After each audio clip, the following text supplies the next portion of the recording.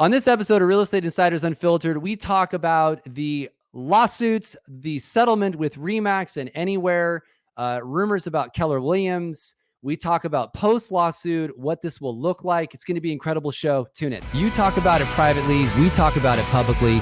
This is the Real Estate Insiders Unfiltered podcast. Welcome again to the Real Estate Insiders Unfiltered podcast. I'm your host, James Dwiggins, along with my co-host, Keith Robinson, a.k.a. Crazy Uncle Keith.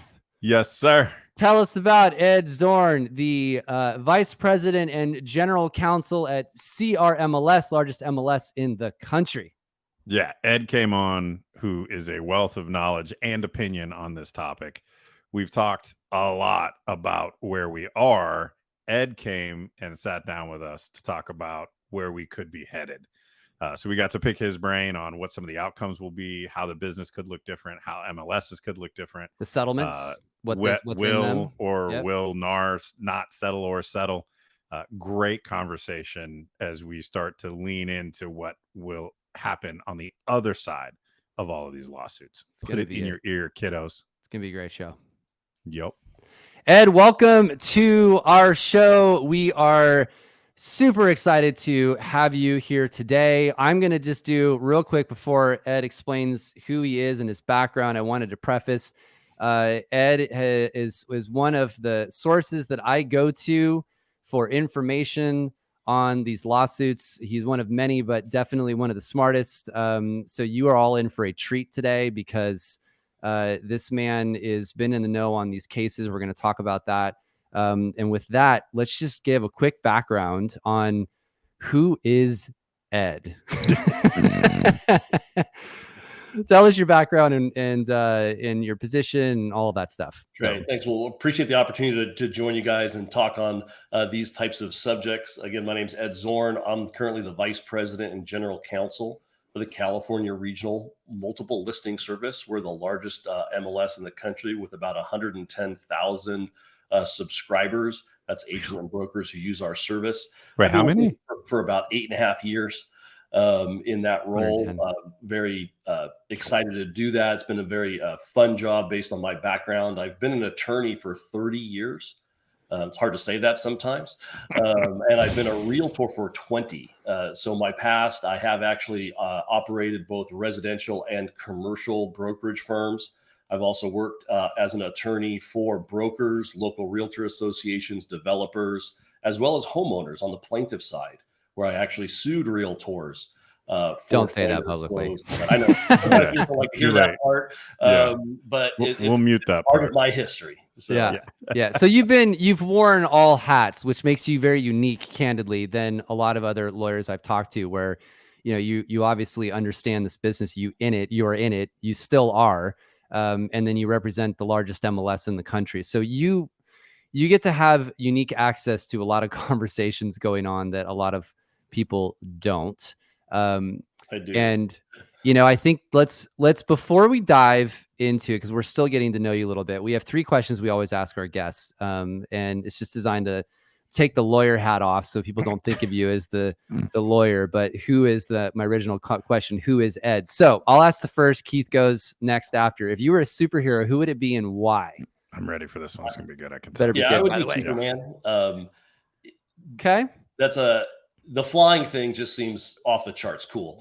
Lots of fun. And I feel like you could do more good with that particular set of powers without the negative sides of a lot of things. See, I thought for sure you were going to go Thor because he's got a hammer, which is kind of like a gavel. Like a thing over the top shoulder. Yeah, like the thing over your shoulder. I thought you were going to go Thor, but Superman is pretty good. Hey, Ed, what do you think? If you had a picture of me with the hair, that'd be a little bit of a challenge, right? Fair. I don't have the locks to pull Thor. Well, fair. This is, it's just the make-believe thing. That's the multiverse now. There's a slightly receding Thor around there somewhere. Hey, Ed, who do you think Keith's superhero is? What do you think it is? You get one guess, and you got to look over his right shoulder. Left shoulder. Left shoulder. The Hulk. I mean, there you go. I was actually going to go with the Hulk before I even noticed that. Do you know why? Because he smashes shit all the time. So it's effective. It's an efficient way to solve problems. Okay, question number 2. Favorite book or podcast this year and why? I've actually read Discrimination and Disparities by Thomas Sowell. I consider him to be the best philosopher of our era. He's getting into his early 90s now, but as a lawyer, I like him. Everything is very evidence-based. He's very articulate, very wide range of subjects that he covers, and very articulate, and just calls it like it is, and really enjoys data to drive his opinions. So Thomas Sowell is one of those guys that I love reading just about everything he writes. That's awesome. Heard of him and listened to him, but I've never read any of his books. So I'll add him to the stack. Okay. All right. Final question, then we'll start diving into all of the fun topics. If you get a lunch with one person, current or historical, who would it be and why? So I would pick Antonia Scalia, but only if he invites his best friend, Ruth Bader Ginsburg, along. Oh, that is so good. To talk to both of them together, complete opposite ends of the political spectrum, completely different worldviews, but absolutely love one another as best friends. Yeah, so that conversation, I think, would be quite enjoyable. That's a good answer. I don't think everybody understands that last part, and maybe people do, but most people don't. That two people on the Supreme Court who absolutely have the most opposing points of view on the way the world should operate were best friends, would go to the opera together and like vacation together during like what America should be doing. That's a whole other pod, but like, right. That's a good one. That is. And leave it to the attorney to figure out how to get two people at lunch instead of just one. Like, that was well played, sir. That's a good one. All right. All right, let's dive in. Let's get into the meat of all this. We're not going to do an update. We're not going to talk about the 3 different class action cases because you can go to Keith. What is it? Episode 24, 21, 24. Okay, so you can go to the episode to check that out. The one Keith and I did on sort of where things are. A lot of what we talk about, as I just disclosed, Ed is one of my go-to guys. So you're hearing a lot of things that will come from him anyway. But there's been a lot of stuff that's happened since. So we've got Remax that has settled. The settlement agreement is now out. So we have the terms. We've got Anywhere that is out. They filed in their statements.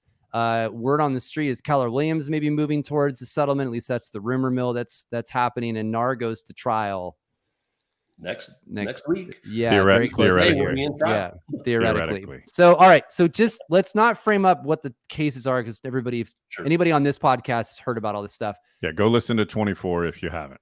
Yeah. So let's dive into what you know now and what you think is going to happen. Talk to us about sort of what we learned from all of this stuff. Sure. I mean, September and the beginning part of this, just a couple days into October, have been just crazy as far as things that have been happening.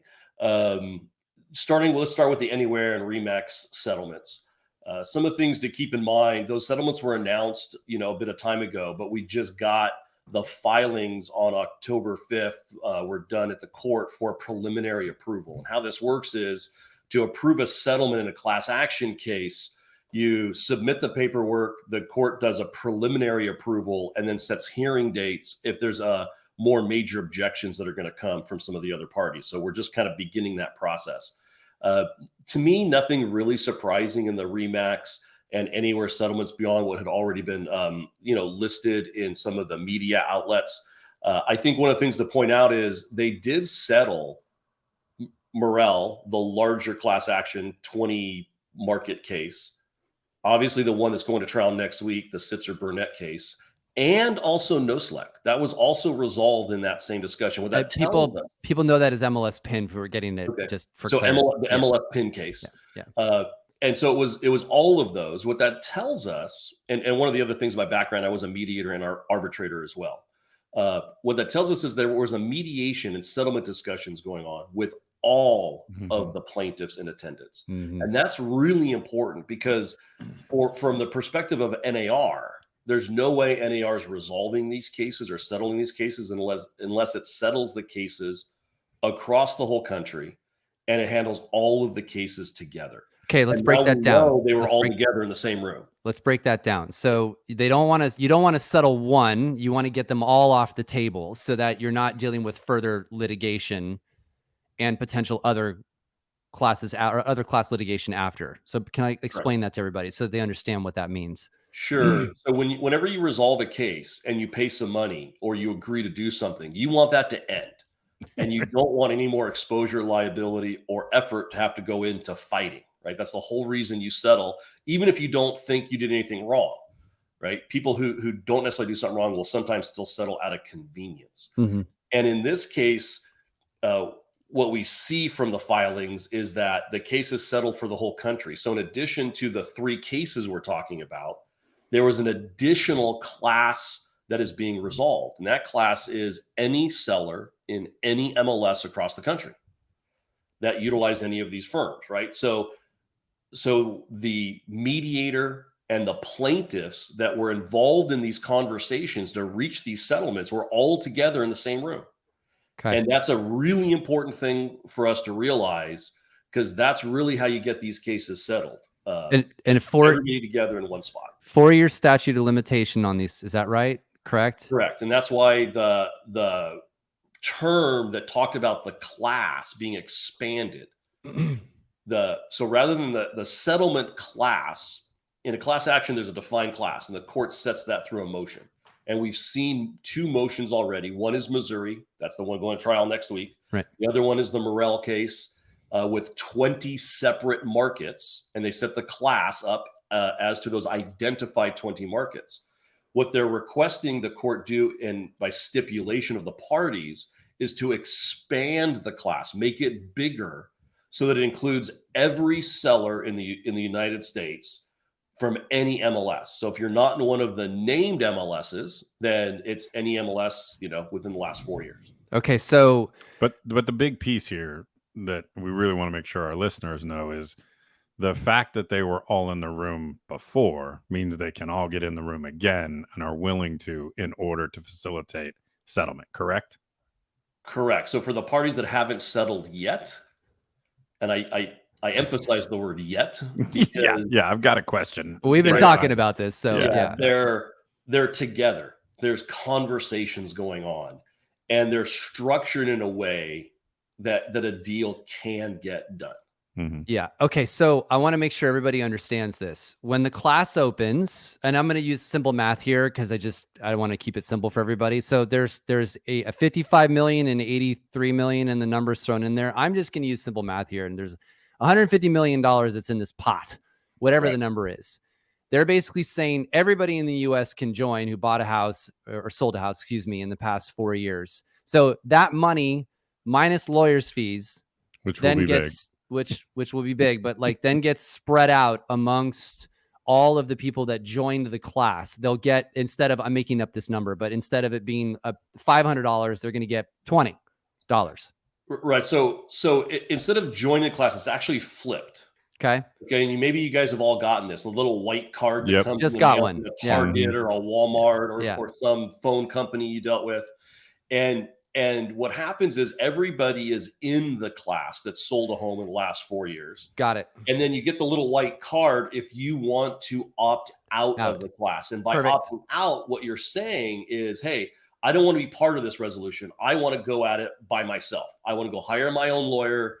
I want to go run out and do the case by myself instead of settling for the amount I might get as a class participant. Okay. And the reason why they wouldn't do that, in theory, is finding a lawyer to take it on after a settlement would be a risk, wouldn't it, for the lawyer? Because there's no money left, right? Well, remember, there's joint several liability. So right now, the question becomes, who are all the different defendants? That's a whole nother conversation, right? This is a settlement only with Anywhere and Remax. Fair. If the whole case settles, then I think what you expressed is accurate. Okay. The other reason is really, if you break the numbers down, realize the plaintiff's damages are probably only around $3,000 a house, right? Remember what they're claiming. It's 1 to 1.5% in damage claim. That's what the Morrell experts identified was 1.5%. So let's say, that's again, a plaintiff asking for a number. So they rarely hit that. So let's call it a 1%, right? Well, what's the typical home sale, in 2019? Yeah, 300, around 258, 270, something like that. You take a 1% commission, alleged elevation, and it's $2,700. Yeah. So if you're I don't know what kind of lawyers you guys hire. But to take a typical case all the way through trial is going to cost you $100,000. Right. Yeah. Right? Minimum. So is someone really going to go out and hire a lawyer for $50,000 to $100,000 so they can go get a check for $2,700 instead of whatever they get from this settlement? So basically, this is a good lead in. So with these companies, the settlement gets approved, and I'm going to make a comment here, pending the DOJ doesn't get involved, which we'll get to in a second. They essentially are removing this potential future litigation for their members, the membership of Remax and Anywhere. Correct. And essentially the others when they settle, because we all think this is where this is going to go. So, all right. So that leads to, I don't want to forget this. I want to talk, actually, let's just go into this. This thing is relevant. So the MLS PIN had a proposed settlement, the no select, I keep saying the name wrong, no select, right? Correct. Yeah. And the DOJ just came in and said, nah, we don't like it. Yeah, it's an interesting element because in the background of all these cases going on, we've been dealing really since 2018 is when there was a joint conference between the Federal Trade Commission and the Department of Justice. They brought a bunch of experts out. Art Carter, our CEO of CRMLS, testified and spoke at that conference. I was there personally. I spent about 5 hours on the phone with DOJ and FTC attorneys, because shock of all shocks, they really didn't know how our industry worked and things, which is normal, right? They're doing all kinds of different things. So they need to reach out to industry experts to learn about what's really going on. And it was a good conference. I think there's a lot learned, and it was well attended, well intentioned also. But immediately after that, you started having this situation where the Department of Justice and Department of Justice specifically was negotiating with NAR on some criticisms, some challenges on some rules. That was resolved, if you recall, I believe in November of 2020, unbeknownst to most of us MLSs that the conversations were even going on. That's a whole nother story. And then the DOJ, we had that little election in the middle. Remember that? Yeah. You might remember that, November 2020. I do. Yeah, actually. The contested one, correct? Yeah. And then what happened is when there was a change of administration, there was a lot of shakeup in the Department of Justice. There were the new people didn't like the deal. And in an unprecedented move, the DOJ backed out of the deal. Yeah. And part of the deal was that the DOJ would no longer be investigating this commission rule, and the clear cooperation policy were the two that they agreed to kind of resolve for some things that NAR did. And what's interesting is the things that NAR agreed to do and to change with really regarding transparency are all of the things that showed up in this Remax and Anywhere settlement. Right. It was don't represent your services as free. It is don't search or sort by commission amount. Right. It is to tell your customers that everything is negotiable and there's no set fee and you don't have to offer compensation. Right. These are all things that were already part of that other deal. Right. So none of those things are new. At all. But so clearly the DOJ has been involved and watching over our industry, and they've had a bit of a change of heart, in the beginning of 2021. And so what we saw was really, as you well aware, Northwest MLS up in the Seattle area did some rule changes because they're not affiliated with NAR. So they have the freedom to experiment and try something different. And in 2019, they removed the mandatory requirement for commission. So you could do zero since 2019. And what the data shows is nothing's changed, right? A very tiny fraction of agents offered zero. And the vast majority were within a certain grouping of numbers that have been kind of more traditional. Now, how much of that is just institutional inertia, right?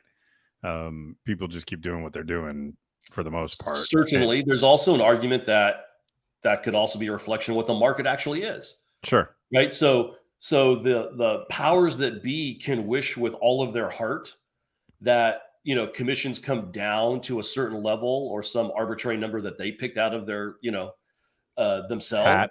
Yeah, that's where I was going to go. Hat. I was going to say a different 3-letter word, but let's just stick with hat. Let's stick with hat.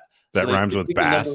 Out of their hat of what they think commission should be, but that doesn't necessarily reflect the reality of time, energy, and effort of what it takes to do a deal. So one thing that I would argue is, or is there a consolidation towards what the market rate really is? So that's a debate that economists can have, and in fact will have when these things go to trial. Your opinion on the other side of this, will there be downward pressure on commission? That's a bigger question. I think eventually, yes. Yeah. Yes, I do. I don't think, though, it'll come from all on the buy side at all, though. Well, and by the way, if you take a look at average sales price and then mapped commissions, as an industry, we've done pretty good, right? Like the average sales price has increased significantly faster than the average commission has eroded. And even if it erodes a little bit, there's still a lot of opportunity to build an enduring, successful business in residential real estate on the other side of this. Yeah, and to add Keith on that, if you look at Real Trends numbers, the commission rates have actually in the U.S. have been dropping for the past 20 years. In fact, we hit a low at just over 5.04 was the average. These is their numbers, to be clear. But I wanted to make a point here. So let's take us back. So the settlement proposal was submitted for no select, and the DOJ just intervened. They did. And how they intervened is they looked at what was happening in Northwest MLS with the changes that they literally used the changes that Northwest MLS was using to stay out of litigation. They're hinting at it, right? So what the DOJ, footnote was pretty clear, Ed. I mean, it was like... It was. But what the DOJ did is they basically said, we want more time, which I don't understand why. You had 2 months, figure it out. Sure. But anyway, the court gave them 2 more months to procure and to develop some evidence. And what the DOJ suggested was going to be that they have evidence to say that simply tweaking the rules and going to zero has no real effect. And further, tweaking the rules, what they did in Northwest MLS is there's no offer from the listing broker. The offer comes from the seller instead. And I think the DOJ is looking at that, and I think they're conducting some analysis of that data to determine if that has had any change. I think what you're going to find is it won't.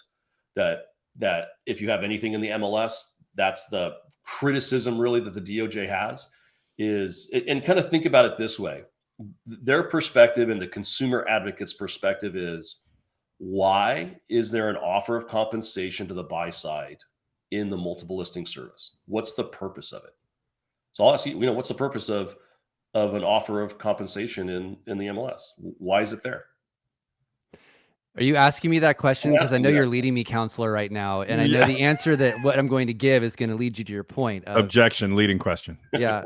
The answer that a realtor is going to give you is that's going to help drive buyers to come. It's going to help basically bring somebody to show the property, which is the answer that you don't want to actually give publicly. No, but the other answer too is that is how the system has worked. And that's how it was structured, so that's how I get paid. It's also how the buyers can afford to be able to have representation. Correct. Right. So all of those answers are right, but what the DOJ and the consumer advocates are going to focus on is James's first answer, right? Which is you're creating an incentive for the buyer's agent to take the buyer where.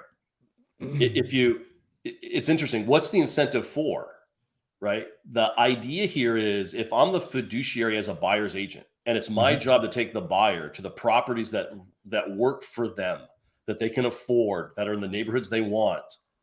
I'm taking them to those properties. Why do I need to be incentivized? In fact, an argument's made that what the incentive is for is to take them to properties that benefit me as the buyer's agent rather than them as the buyer. Sure. And that's the criticism of the makes sense the issue. They're spinning it, but I hear you. Yeah, right. Yeah, it's also, I mean, it doesn't matter, but it's also in mass, it's not true, right? Like most agents aren't sorting by commission. They aren't. In the last 8-10 years, I agree with you wholeheartedly. In a seller's market, in even just a slightly tipping seller's market, nobody is steering by commission. Number one, you won't have a client. Right? Because all of your clients as a buyer's agent have access to every property that's available, or should be if people are properly following the rules. And they're going to want to know, well, why can't I go see that beautiful what's house? the deal with 123 Elm Street, right? Correct. Why can't I not go see that? Right.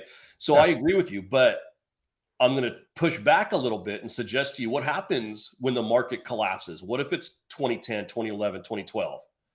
And there are literally 20 properties, all of which meet my client's preferences.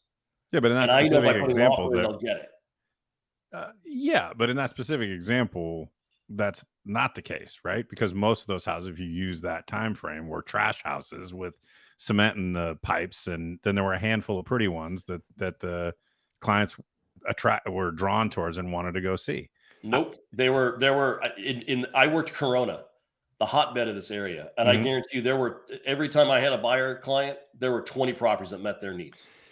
So let me just, because I want to, we have so many questions I want to ask, and this seems like a whole debate we could do. Your point, I think you're alluding to, is the fact that the buyer essentially paying the buyer's agent, then it doesn't really matter essentially, right? Correct.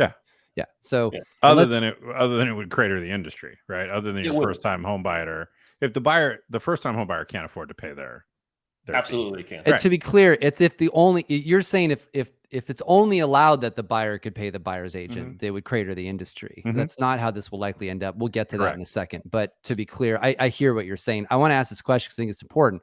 Is the DOJ going to intervene in these other two settlements now that they're public? No. You think they're just going to let these go through, even though they're almost the same as the other ones? Like, Yep. Here's the difference. The MLS PIN settlement modified a rule. Nothing in the rules are changed in the Anywhere Remax settlements. Nothing. because it was an MLS, not a franchisor. Correct. Interesting. Now, if NAR settles, and there is a part of that settlement, when we get to a settlement of NAR, that settlement will include a changing of a rule. Do you think The question there will be for the DOJ what that rule is, and that's I think where the DOJ would interject. I know how you're going to answer this, but I don't think we've asked you in the pod. Will NAR settle? Yes or no? I believe NAR will settle. Yeah. Well, NAR, I'm going to add to it. They're going to have to settle if copycat suits come out, because if everybody starts getting sued, we're going to pressure, the industry is going to pressure them for a national settlement, just like Remax and Anywhere and everybody else got. Because I can guarantee you, nobody has the kind of money to defend this stuff. Neither did Anywhere or Remax, for that matter. So, am I off?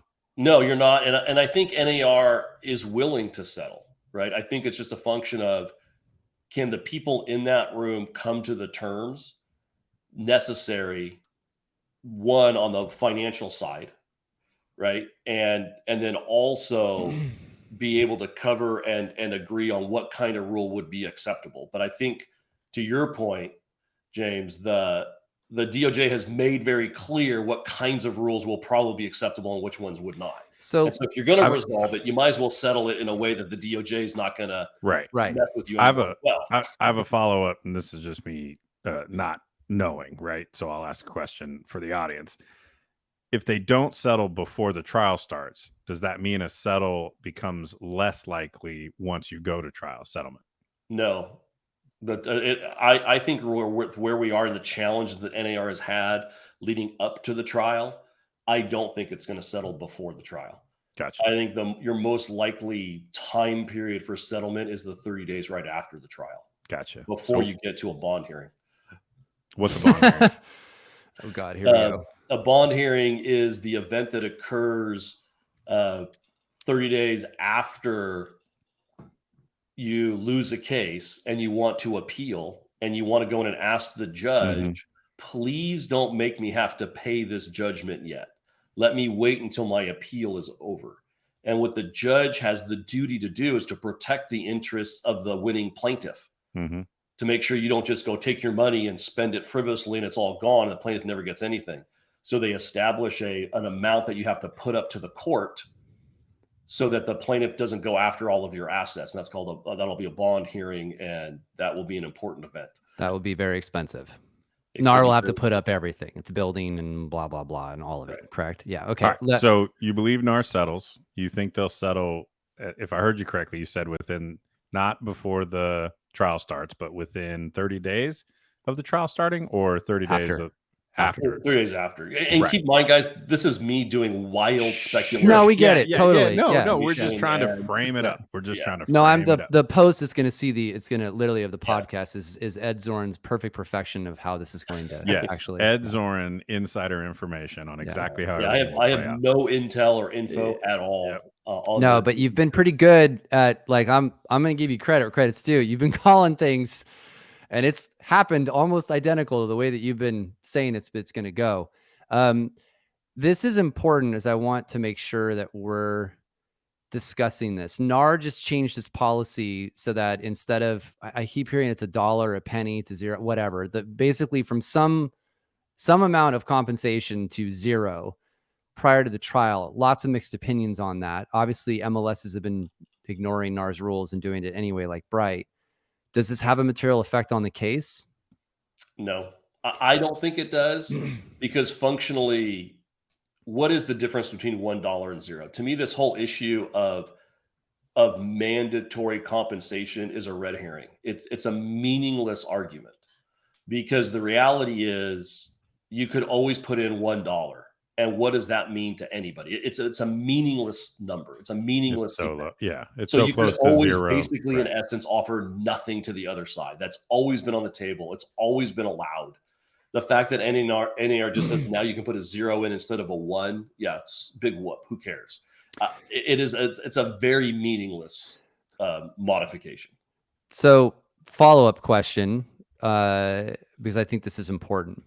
Lots of people are making these comments that, like, it's going to be, and for clarity, I'm going to use the word optional. So, offer of compensation is optional, 0 versus $1. That it doesn't change anything. The industry moves forward, and that's that. Do you think that's where we end up? So that it's all that, or do you think that an offer of compensation is coming to an end in the MLS? I think it's the latter. I think, again, this goes to observing the DOJ, knowing what the consumer advocates are calling for. Their major complaint is steering. It's the concept that buyer agents are doing something that's financially benefit for the buyer's agent to the detriment of the buyer. And no tweaking the MLS rule on compensation relieves that problem, other than just removing it completely from the MLS. And this is where I'm going to tell you, and it's no big deal. Deals get done, including first-time homeowners, including FHA, including VA. Deals will get done all day long with no comp in the MLS. Okay, so let's do this, because we have a certain amount of time, and you're a lawyer, and you guys talk too long, and it gets long. Go ahead, Keith, follow up. But I just want to we have some questions I want to get through, and I want to make sure we get them out. So NAR settles. What will that mean to an agent who, with regard to dues, or like, it's going to be a big settlement. It's not going to be a little number. What's that going to mean to a licensee who's listening to this, who is a member of NAR? So it all depends on the numbers. Remember the claim. And this is why I think we're going to have a little bit of the trial you're going to see. Next week, you're going to see the claim be made. And you're going to see the evidence that the plaintiffs have of what, how much money they're looking for. What's happening. Yeah. Remember, if the plaintiff's claim has some validity to it, that money is in the hands of individual agents. It's not in the hands of NAR. It's not in the hands of the corporate guys, right? It's in individual agents' hands. So fairness should dictate that the individual agent should participate at some level in resolving the claim to disgorge them of their alleged benefit, right? So I think the easy answer to that, Keith, would be some kind of, special assessment or something to help fund, over maybe a 3-year period, to help raise the funds to resolve the case and let everyone move forward. I have a follow-up question. Sorry, because you just prompted it. Is that only if you're an NAR member? Right. Let me rephrase the question. If you're not an NAR member, are you covered by the settlement? Or if you're only an NAR member, you're covered by the settlement? I think that's an important one, isn't it? Or am I off? And it depends on how they structure the settlement. So you could structure the settlement in a way where NAR asks the MLSs to contribute. And in that way, you would pick up non-NAR members. That's one functional way to do it. I think predominantly, though, you'd be talking about NAR members and those involved in the association world coughing up the money. So then that begs the question, right? Do some people leave? Probably. But does that open them up to, that then makes them not part of the settlement, that then opens them up to potentially further litigation? Is that a correct statement? It again depends on how the settlement is structured and when those events occur, right? Arguably, they were Realtor members when the events occurred, right? So that is wording of a settlement agreement. Okay. Back on just real quick on the piece that you mentioned where, basically a special assessment will be assessed. Let's hypothetical. We're making up numbers, right? But let's say it's $500 a year for 3 years, $1,500 per member, right? Just to make something up. My guess is, social media being what it is, you will hear howling and screaming about the unfairness and NARS failed us to get blah, blah, blah, right? All of that stuff. Right. Yep. In my opinion, unless you can counsel me otherwise, to me, if someone said for $500 a year for 3 years, this is all behind you, go forth and sell houses, young man, I would stroke those checks all day long. Like real agents, real agents doing real deals will cut the check and move on. Yeah. The guys who struggle to get one deal done every 10 months, right? They may have to do some soul searching of maybe they need to go somewhere else. Yeah. So you're going to see a drop in membership, but I think you're going to see a drop in membership anyway. Right. I'm not sure that's a bad thing. What percentage? What are you thinking over the next? We're pushing just the Ed pick stuff out of the hat. Yeah. I don't see. We all have a number. I would assume you'd lose 20%. That's James. But based upon the suits or the market in general, or I think a little bit of mixture of both. Okay. I think they're interrelated, right? Does the broker mandate the agents pay these fees to limit liability for them at all? Is there any liability there if they have agents that are not part of the settlement? That's a good question. It probably depends on the size of your firm. I got one. You did. I hadn't thought about that one before, but it probably depends on the size of the firm. Be smart though, right? Like, look, if you want to work here, you're I mean, you're if you're covering yourself and me. Yeah. You tell me, you guys, are involved in running brokerage firms. How much does the broker make versus the agent? Maybe you apply the split. Yeah, apply the split. Yeah. Yeah. All right, because we've got only like 10 minutes left here. There's two important questions, and you are very perfectly aligned to answer this. What does the role of the MLS look like in this post lawsuit world, in your view? I don't think it looks any different. Okay. Right. I know when I look at the 140 staff members of CRMLS, the MLS is about cooperation. That's what we are. We're not. Art Carter says it best. We're not a technology company. And an MLS is not an advertising platform. We are a broker cooperative. We stand in the middle of the marketplace and transaction to make sure that everything is level and fair for both sides. That's why when there's any rule, somebody hates it. Either the listing side hates it or the buying side hates it, and the other side loves it. And that's fine. That's what we do. None of that goes away because compensation leaves. And when I think about our staff's time, 90%, 99% of the time, we're dealing with issues of cooperation, and we almost never deal with anything about comp and compensation. So what the MLS does is important. It's critical. It needs to continue to move forward in the way it is. We need to up our technology game, our data distribution game, but the MLS is totally fine without compensation. Do you think there's consolidation? Yes. Because I think there might be, and there needs to be consolidation, frankly. Yeah, but like, what number are we talking? Getting it from 400 down to 200? Like, you think that's going to occur with this? Smaller ones, I'm assuming. I don't know, maybe. Mm-hmm. What about? So here's the big one. What about associations? None of the other ones have been big. No, this is actually like the one that everyone's talking about now. So I've been leading counselor to a question. Associations. And specifically NER. What does this all look like? Some people are saying, I'm out. Like, the headlines, another one left NER. I'm like, no, you idiots. Like, half these franchises don't even require you to be a member of NER. You just didn't read the damn agreement. And obviously the plaintiffs' lawyers didn't either. So like, what's your take on this? I think NAR still has an important role to play. The question is going to become, what role do they play in the MLS world? Right. Okay. And so I do think that NAR survives all of this, even to the extent that the MLSs have some reliance. The fact that there are mandatory rules and rules that govern large swaths of MLSs are a good thing, right? Because otherwise you'd end up with a race to the bottom. Like I said, we're a broker cooperative. So we have to stand in the middle. And that means putting in some rules that the listing agents don't like to make it fair for the buyer agent. If there's no NAR and there's no mandatory MLS rules, what you're going to have is MLSs who will tweak the rules to completely favor the listing side, to drive listings into the system. And they basically turn themselves into an advertising platform or some fancy Craigslist version.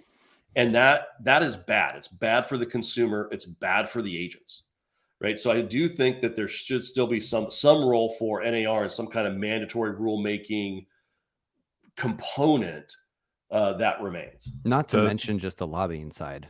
Yeah, that's my question. So does NAR stay NAR, or does NAR turn into the Mortgage Bankers Association, right? I think NAR stays as NAR. I think they resolve it, they survive the monetary hit, and they chug forward. You think associations are going to have consolidation too? Like end up be more like just larger association, like 50 statewide and then a national? Is that? I don't think that. I think there's too much. There's still going to be some local. You need some local, right? At the local level, I chaired the local political action committee, so I knew the I wasn't advocating this, to be clear. Yeah, just asking. Yeah. So there's still a very important role for the locals. Very important. Well, and just so much institutional, I don't know, belief that my market's different, right? Correct. So that's hard to. Right. Even if it isn't as different as they think it is, there's still a lot of gravity in that direction. All right, let's put a bow on this. I know we're over, but this has to happen. Yeah. Ed, what does it look like for an agent? Keith, I'm sort of stealing your question. Yeah, but it's all kind of intertwined. Like, yeah. What does it look like for an agent post lawsuit world? So like the seller's agent sitting down with the seller and having what conversation? The buyer's agent sitting down with the buyer and having what conversation? And how do everybody get paid? Okay.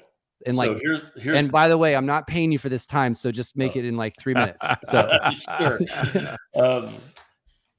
Listing side, when you go do a listing presentation, the forms will change. And I'm assuming here a world with no comp at all in the MLS. Yes.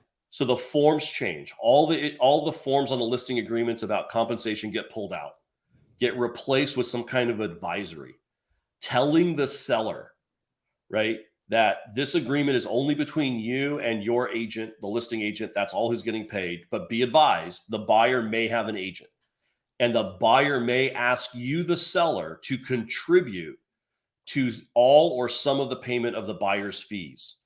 And the conversation you need to have with the listing side is, if you're dealing with someone who's selling a condo, an entry-level home, a first-time move-up, you need to prep them that you're going to end up paying for the buyer's agent as part of the deal. By the way, just like they do today, right? There's no difference in how that works today. If you're dealing with luxury properties, right? Hey, those guys are buying a $3-4 million house. They can cut their own check. Don't worry about it. In the middle range, it'll be probably 50-50. On the buy side, right? You must, and this is a must, do buyer representation agreements before you ever show a property. And you better have some very good way to sell your value proposition and why they need to use you as a buyer's agent and the value that you bring to that element, right? And to that representation. Just like everybody has slick, coached up, high technology driven listing presentations and nothing on the buyer side. Okay. Right? That buy side has to have that same attention to it. And then the transaction is simply, I get paid as a buyer's agent by my buyer. And when I go make my offer, the forms will change where there'll be one paragraph added on commission. And the offer will include a request for the seller to pay some portion or all of my buy side commission. This is what happens in commercial. There's no MLS in commercial. I've closed 200 plus transactions in commercial and always got paid mostly by the seller in a transaction by doing it that way. So this is not new. It's not unique. It's very easy to do once you've been trained up and you do it a couple times. And if the seller won't pay it, then Right. The seller pays it now. I don't understand all the freak out that, this crazy talk. Oh, there'll be no buyer agency and no one will ever have a buyer's agent. That's crazy talk. Of course they will. Of course they will. Yeah. The other piece, in addition, like you're saying, leveling up your buyer consultation is going to be hypercritical. Right. The other piece we've talked a fair amount about is there's going to be another piece in the transaction where a lot of negotiation will happen. So it is time to level up your negotiation skills. And historically, the industry, we think of ourselves as a service business, not necessarily a sales business. So we can often shy away from negotiation type conversations.